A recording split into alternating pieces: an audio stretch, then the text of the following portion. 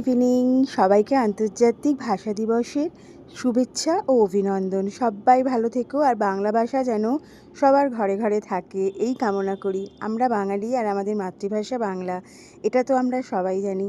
বাংলা মাতৃভাষাকে কেউ অবহেলা করতে পারে না, কিন্তু আজকালকার ইংলিশ মিডিয়ামের যুগে মাতৃভাষা বলতে না পারাটা একটা ফ্যাশন হয়ে দাঁড়িয়েছে।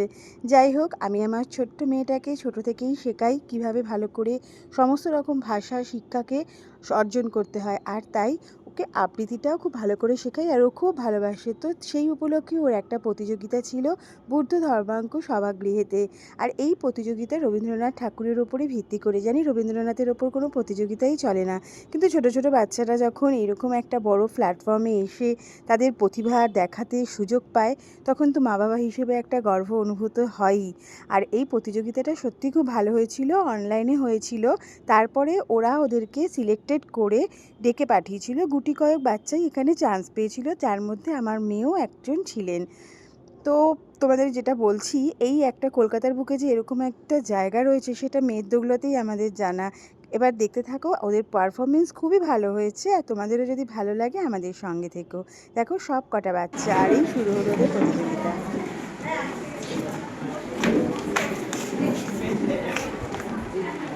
নমস্কার, আমাদের নিবেদনে কবিগুরু রবীন্দ্রনাথ ঠাকুরের কবিতা কোলাজ সহজ কথা।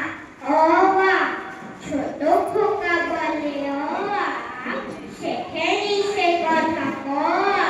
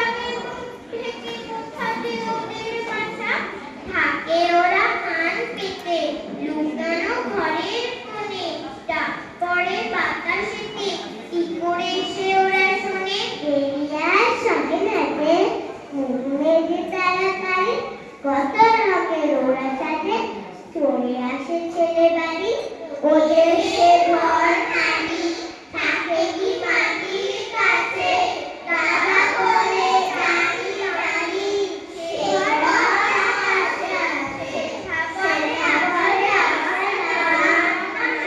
আমারে কুই আসে আলো আসে হাওয়া, ও কোন দুয়ার খুলি রাম বনে ফুল পানি, দল দল দল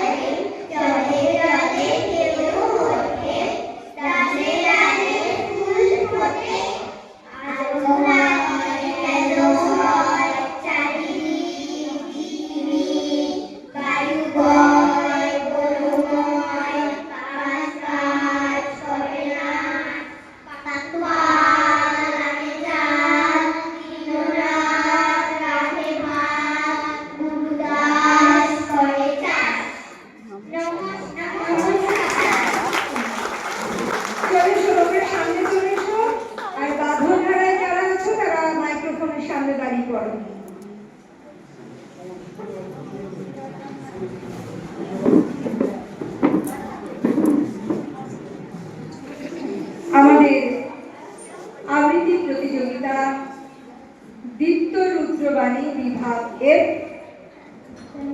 এই বাঁধনহারা গীতের আবৃত্তির সঙ্গে সঙ্গেই আমাদের প্রতিযোগিতা আজকের মতো শেষ হবে। আমরা তারপরে আবার পুরস্কার বিতরণে চলে যাব।